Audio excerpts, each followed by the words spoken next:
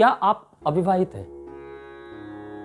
आपकी उम्र बहुत अधिक हो चुकी है लेकिन अभी भी आप अविवाहित हैं, या आपका विवाह तो हो चुका है और समय से हो चुका है लेकिन आपके वैवाहिक जीवन में समस्याएं हैं, या आपका प्रेम विवाह हुआ है, प्रेम बहुत समय तक चला था, विवाह होते ही समस्याएं प्रारंभ हो गई। क्या कारण है?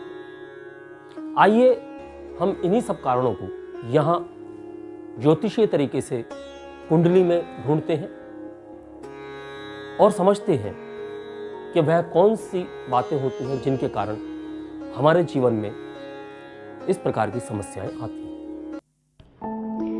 शुभं कुरुत्वं कल्याणं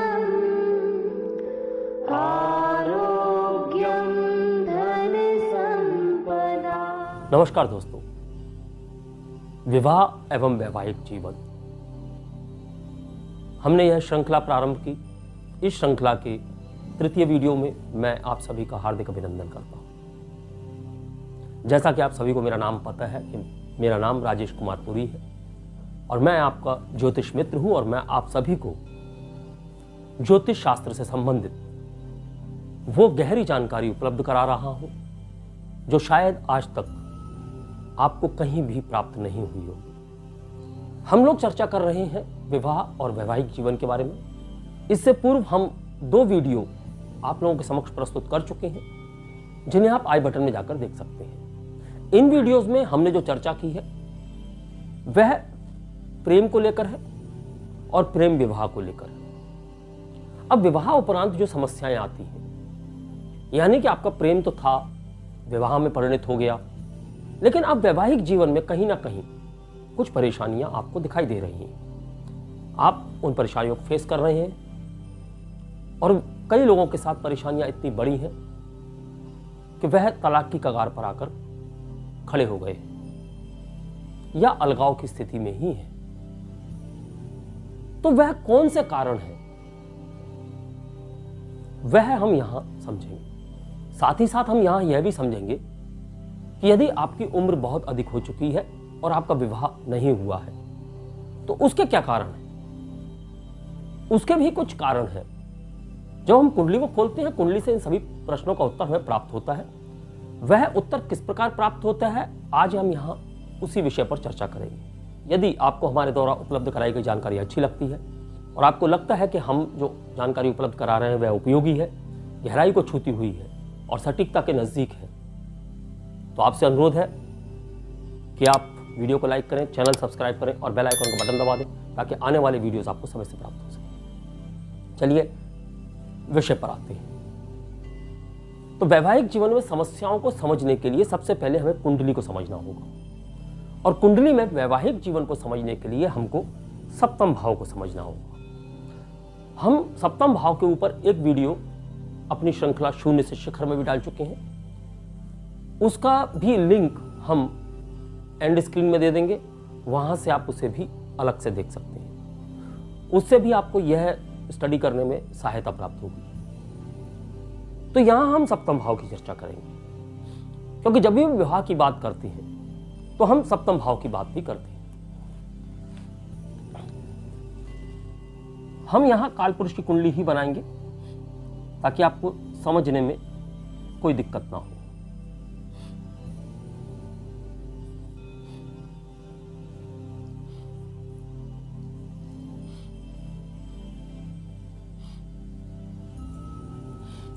तो यह हमने कालपुरुष की कुंडली का निर्माण यहां किया है।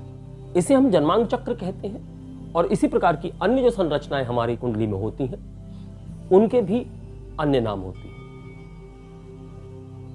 जो वर्ग पत्रिकाएं होती हैं कुंडली में, संरचना उनकी भी इसी प्रकार होती है और उन वर्ग पत्रिकाओं से हमें इस जन्मांक चक्र को पढ़ने में सहायता प्राप्त होती है। हम वर्ग पत्रिकाओं के लिए एक अलग से पाठ रखेंगे और वहां हम पूरे वर्गों को अलग से समझेंगे। लेकिन यहां जब हम सप्तम भाव की बात करते हैं, वैवाहिक जीवन की बात करते हैं, तो हम यहां पर एक वर्ग को अवश्य समझते हैं। यानी कि हम जन्मांक चक्र के साथ साथ नवांश के महत्व को भी नहीं छोड़ सकते। तो यहां हम सिर्फ आपको आज सप्तम भाव से संबंधित किस प्रकार से हम फलित निकालते हैं और नवांश का उसमें क्या महत्व है वह समझाएंगे। अगले किसी पाठ में हम जब चर्चा प्रारंभ करेंगे षोडश वर्गों की, तब हम आपको नवांश को बनाने का तरीका भी बताएंगे और नवांश को समझने का तरीका भी बताएंगे। लेकिन यहां हम अभी सप्तम भाव से संबंधित नवांश किस प्रकार देखते हैं वह भी समझाएंगे। तो सप्तम भाव को समझने के लिए या वैवाहिक जीवन को समझने के लिए हमको सबसे पहले सप्तम भाव को समझना है। यहां हम बात करेंगे सप्तम भाव की। सप्तम भाव में हमें क्या समझना होगा? सबसे पहले हमें सप्तम भाव की स्थिति को देखना होगा, सप्तम भाव के बल को देखना होगा। तो स्थिति और बल को जानने के लिए हम यहां पर कुछ ऐसी बातों को आपके समक्ष रखेंगे जो आपको बहुत आसानी से समझ में आएंगे। सबसे पहले हमें यह देखना है कि सप्तम भाव में जो राशि स्थित है वह राशि कौन सी है। हमारे पास में 12 राशियां हैं, मेष से लेकर मीन तक। इन 12 राशियों में से 6 राशियां सौम्य कहलाती हैं और 6 राशियां क्रूर कहलाती हैं। सौम्य राशि यानी कि 2, 4, 6, 8, 10, 12। वृषभ, कर्क, कन्या, वृश्चिक, मकर और मीन।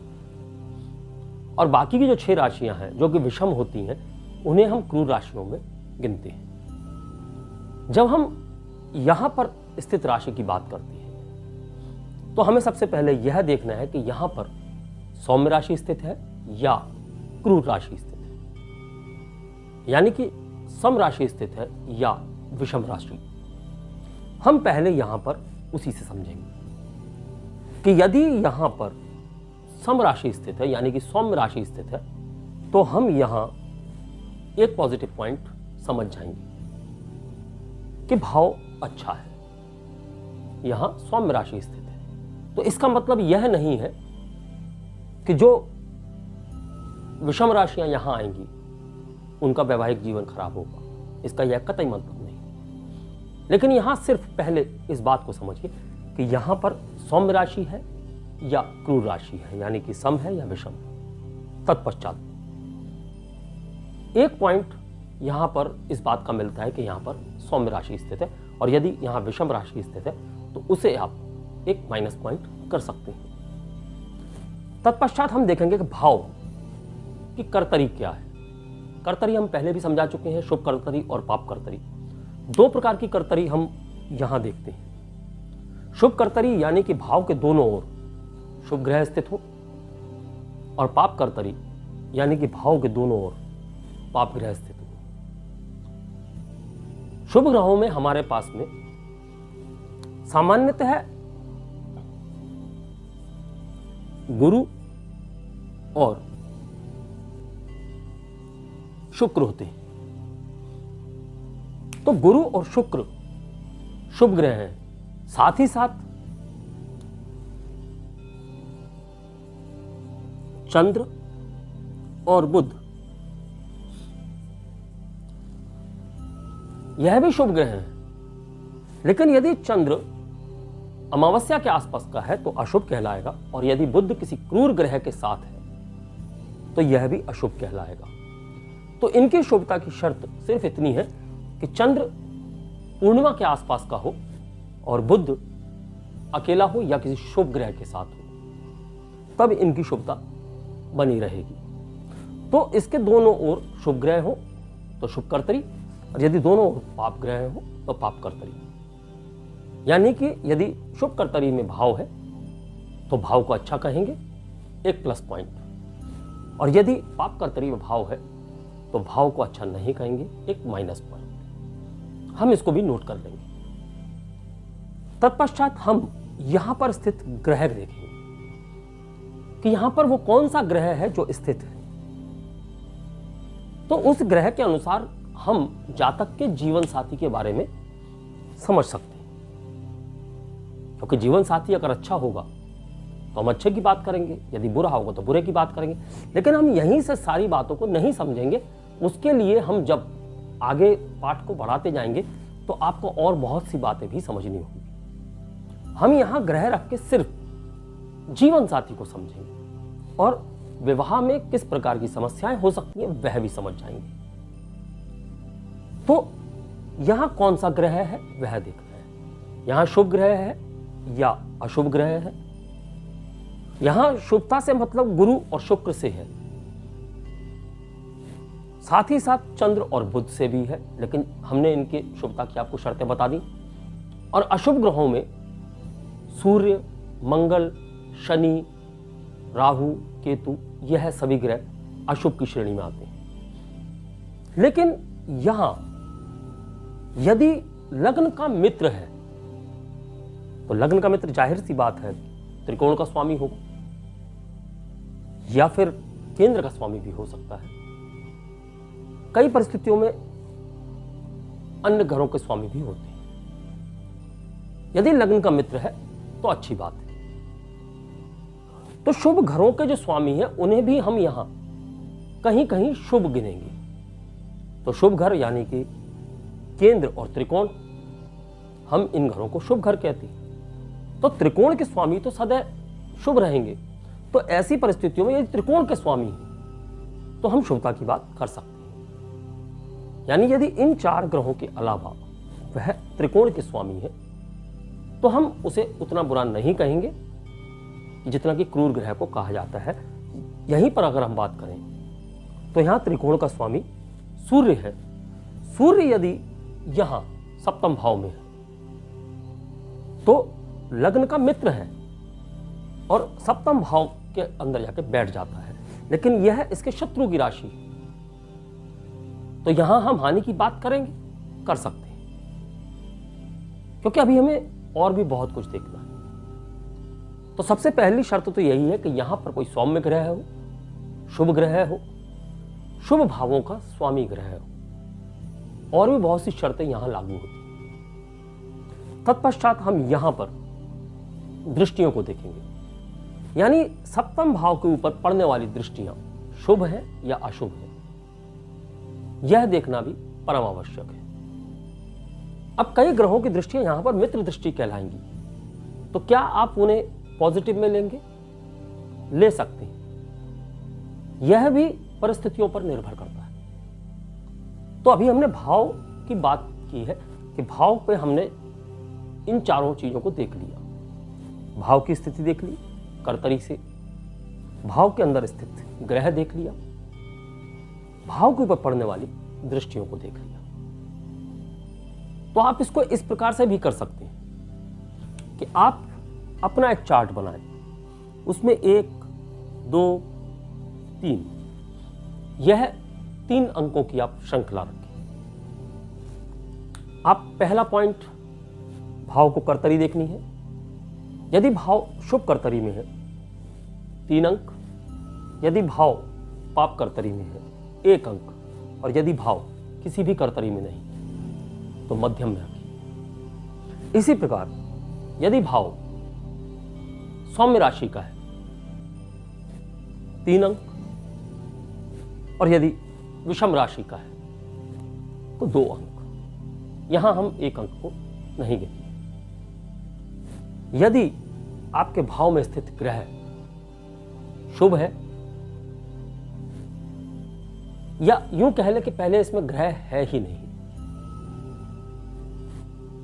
उन परिस्थितियों में, और यदि इसमें स्वयं सप्तमेश है, सप्तम भाव का स्वामी है, उन परिस्थितियों में, और तीसरा यहां पर शुभ ग्रह बैठे हुए हैं, इन परिस्थितियों में हम इसे 3 अंक देंगे। और यदि यहां पर अशुभ ग्रह बैठा हुआ है तो हम इसे 1 अंक देंगे। और यदि यहां पर कोई ग्रह नहीं है तो हम इसे 2 अंक नहीं देंगे, इसे हम 3 अंक में ही रखेंगे, क्योंकि हम भाव को देख रहे हैं कि भाव पीड़ित नहीं है। अगर उसमें कोई ग्रह नहीं है बहुत अच्छी बात है, कम से कम भाव पीड़ित नहीं है, तो हम यहां जो मैक्सिमम मार्क्स हैं उन्हीं को रखें। तत्पश्चात हम दृष्टियों को देखेंगे। यदि भाव पर शुभ दृष्टियां पड़ रही हैं 3 अंक, और यदि भाव पर क्रूर दृष्टियां पड़ रही हैं 1 अंक, और यदि भाव पर कोई दृष्टियां नहीं है तो मध्यम 2 अंक। इस प्रकार से हम इस पूरी प्रक्रिया को करेंगे तो हमें एक हिस्से से कुछ अंक प्राप्त हो जाएंगे, जहां से हम यह समझ सकते हैं कि हमें इस भाव से संबंधित फलित शुभ कहना है या अशुभ कहना है। यहां सिर्फ भाव की बात की है, अभी भावेश और कारक बाकी है। तत्पश्चात हम बात करेंगे भावेश की, यानी सप्तम भाव का स्वामी जहां भी बैठा हो। तो सबसे पहले हम देखेंगे कि वो बैठा कहां है, स्थित कहां है। तो सप्तम भाव का स्वामी यदि केंद्र में हो, त्रिकोण में हो, भाव में ही हो तो वह शुभ है। यानी सबसे पहले हम देखेंगे सप्तम भाव का स्वामी सप्तम में ही बैठा हो तो सबसे अच्छी बात है। अगर सप्तम में ना हो, केंद्र में हो, यानी ये त्रिकोण में भी आता है, केंद्र में भी आता है, इन चारों भावों में हो या त्रिकोण में हो तो हम उसे अच्छा मानेंगे। तो सबसे पहले सप्तम भाव में सबसे बली मानेंगे, उसके बाद लग्न में उसे थोड़ा सा कम कर लेंगे, लेकिन बली यहां भी रहेगा क्योंकि यहां से पूर्ण दृष्टि से सप्तम भाव को दिखता है। तत्पश्चात हम त्रिकोण की बात करेंगे, यानी जब लग्न में कोई ग्रह बैठा हुआ है तो उससे कम बलशाली वह इस त्रिकोण में रहेगा, उससे कम बलशाली नवम भाव में रहेगा। तो यह त्रिकोण की बात होगी। हम त्रिकोण से आगे बढ़ते हैं तो हम 3, 6 और 11 इन तीनों को भी गिनते हैं। अब सप्तमेश का 6वें भाव में जाना अच्छा नहीं, लेकिन 3 और 11 में जाना हम बुरा नहीं कहेंगे, क्योंकि यह सप्तम का 12वां भाव है। तो इसलिए सप्तमेश का यहां जाना हम अच्छा नहीं मानेंगे, लेकिन 3 और 11 इसके त्रिकोण भाव हैं तो यहां जाना हम अच्छा मानेंगे। इसी प्रकार हम 8 और 12 में भी सप्तमेश का जाना अच्छा नहीं मानते हैं, क्योंकि यह लग्न का 12वां है, यहां से 6वां है। तो 6, 8, 12 इन तीनों में जाना अच्छा नहीं माना जाता। इसी प्रकार अगर हम इसकी बात करें तो इसके लिए यह 6वां है और यह 12वां है, तो इन दोनों में जाना तो अच्छा मानते ही नहीं है। और 8वां वैसे भी बुरा माना जाता है, क्योंकि यहां पर जो भी ग्रह जाएगा वह अपने सारे कारकत्वों की हानि कर देता है। तो इसलिए हम सप्तमेश का इन 3 भावों में जाना अच्छा नहीं मानते। अब बात आती है द्वितीय भाव की। अगर हम द्वितीय भाव की बात करें तो यहां भी सप्तमेश का जाना अच्छा नहीं होता है, तो यहां से भी हमें समस्याएं दिखाई दे सकती हैं। तो हम सबसे पहले भावेश को देख लेंगे कि भावेश गया कहां है। तो यदि वह केंद्र त्रिकोण में हो आप 3 नंबर दे सकते हैं। यदि वह अन्य भावों में हो, 3, 11 में हो तो आप 2 नंबर दे सकते हैं। और यदि 2, 8, 12, 6 इनके अंदर हो तो आप 1 नंबर देंगे। तो यह आपने भावेश की स्थिति के हिसाब से उसको नंबर दे दिए। अब भावेश को हमको देखना है कर्तरी, यानी जो भावेश जहां भी बैठा हो वहां शुभ कर्तरी में है या पाप कर्तरी में है। अगर शुभ कर्तरी में है 3 नंबर, पाप कर्तरी में है 1 नंबर, और यदि कोई कर्तरी नहीं तो 2 नंबर। अब हम देखेंगे युति। तो भावेश किस ग्रह के साथ युत है। यदि नैसर्गिक रूप से शुभ ग्रहों के साथ है तो 3 नंबर देंगे, और यदि कुंडली के हिसाब से जो शुभ ग्रह बनते हैं उनके साथ है तो 2 नंबर देंगे, और यदि अशुभ ग्रहों के साथ है चाहे वो नैसर्गिक हो या कुंडली के हिसाब से तो हम उसे 1 नंबर देंगे। यह है आपका तीसरा क्राइटेरिया पूरा हो जाता है। अब इसके बाद हम देखते हैं दृष्टि। हम दृष्टि को इसी प्रकार से देखेंगे कि यदि भावेश के ऊपर शुभ दृष्टि है 3 नंबर, अशुभ दृष्टि है 1 नंबर, कोई दृष्टि नहीं है 2 नंबर। तत्पश्चात हम देखेंगे कारक। तो इस स्थान का स्थिर कारक शुक्र है, सप्तम स्थान का, क्योंकि विवाह का कारक शुक्र है। और स्त्रियों के लिए गुरु को माना जाता है, वह चर्चा हम बाद में समझेंगे। पहले विवाह का स्थिर कारक जो कि सुख देने वाला, आनंद देने वाला जो ग्रह है वह शुक्र है, इसलिए विवाह का स्थिर कारक शुक्र को माना गया है। तो यहां हम शुक्र की बात करेंगे। तो शुक्र की स्थिति को देखेंगे, शुक्र के लिए भी यही सब बातें लागू होंगी। यानी कि सबसे पहले हम शुक्र की स्थिति देखेंगे, केंद्र त्रिकोण में हो, अगर सप्तम भाव के स्वामी के साथ ही हो बहुत अच्छी बात है, और सप्तम भाव का स्वामी यदि कारक के साथ है तो सप्तम भाव के स्वामी को भी बली मानेंगे। तो इसी प्रकार कारक यदि सप्तम भाव के स्वामी के साथ है, सप्तमेश के साथ है, तो उसे बली मानेंगे।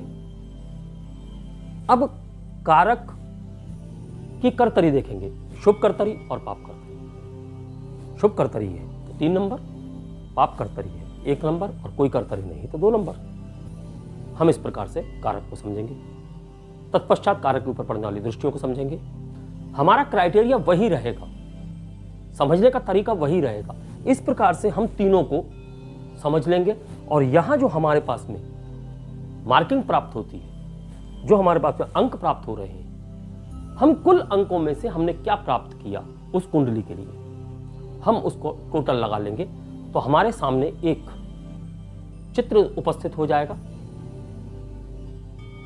कि इसको कम अंक प्राप्त हुए हैं, मध्यम अंक प्राप्त हुए हैं या अच्छे अंक प्राप्त हुए। हम कम अंकों को 40% से नीचे की बात करें तो कम अंक मानेंगे, और 40 से अगर हम 60-70% तक की बात करें तो मध्यम मानेंगे, और 70% से 60% से ऊपर मान लेते हैं तो हम अच्छे अंकों की बात करेंगे।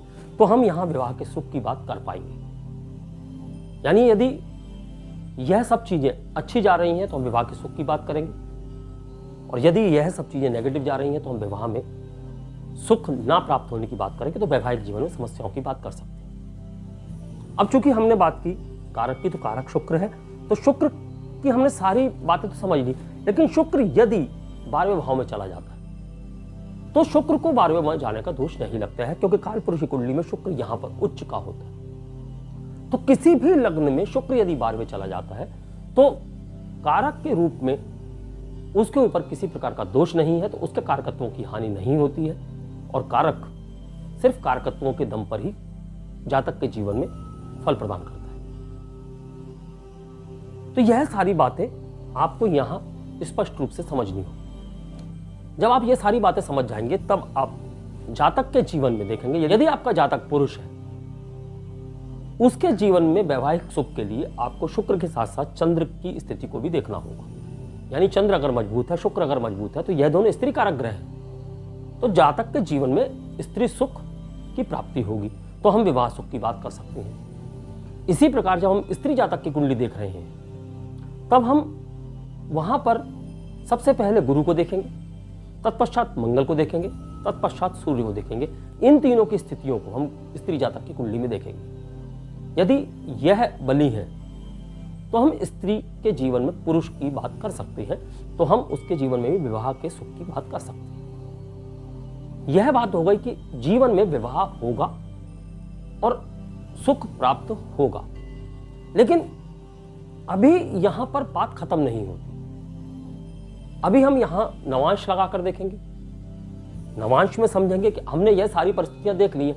अब यह सारी परिस्थितियां यदि आपके फेवर में है, आपके पक्ष में जा रही हैं, लेकिन नवांश में उनकी क्या परिस्थिति बनती है यह समझना आवश्यक है। यहां पर वीडियो बहुत अधिक लंबा हो जाएगा, इसलिए हम यहां पर पूरी बातों को नहीं कर पाएंगे। यहां हमने यह समझ लिया कि हमको सबसे पहले भाव समझना है, भाव की स्थिति, भाव के बल को समझना है, तत्पश्चात भावेश को समझना है, तो भावेश की स्थिति, भावेश के बल को समझना है, तत्पश्चात कारक को समझना है, कारक की स्थिति और कारक के बल को समझना है। जब हम इन सब चीजों को समझ लेंगे और हम यहां पर एक जन्मांक चक्र से फलित निकालेंगे कि जातक के जीवन में विवाह सुख है या नहीं है, तो उसके कंफर्मेशन के लिए और उसको और अधिक पक्का करने के लिए हम नवांश चक्र का सहारा लेंगे। नवांश चक्र को कैसे देखेंगे यह हम अगले वीडियो में आपको समझाएंगे। तो अगले वीडियो में हम यहां तक की जो चर्चा कर चुके हैं इसे पुनरावृत्ति नहीं करेंगे। तो अगले वीडियो में हम नवांश चक्र को समझेंगे, हम एक कुंडली बनाएंगे और उस कुंडली के अनुसार नवांश चक्र को समझेंगे और जातक के जीवन में किस प्रकार से वैवाहिक समस्याएं आती हैं वह समझेंगे। अंत में एक बार पुनः आपसे कहना चाहूंगा कि यदि हमारे द्वारा उपलब्ध कराई गई जानकारी आपको उपयोगी लगती है और आज जो हमने जानकारी आपके समक्ष रखी है वह आपको अच्छी लगी है, उपयोगी लगी है, तो आप वीडियो को लाइक करके चैनल सब्सक्राइब करें और बेल आइकॉन का बटन दबा दें ताकि आने वाले वीडियोस आपको समय से प्राप्त हो सके। और यदि आपने अभी तक चैनल सब्सक्राइब नहीं किया है तो मेरा यह अनुरोध है कि चैनल सब्सक्राइब अवश्य कर लें, क्योंकि इससे हमारे जो वीडियोस हैं वह आप तक समय से पहुंच पाएंगे। तो विवाह और वैवाहिक जीवन के अगले वीडियो तक के लिए मैं अपनी वाणी को विराम देने की आज्ञा चाहूंगा। नमस्कार, धन्यवाद। शुभं कुरु त्वं कल्याणम्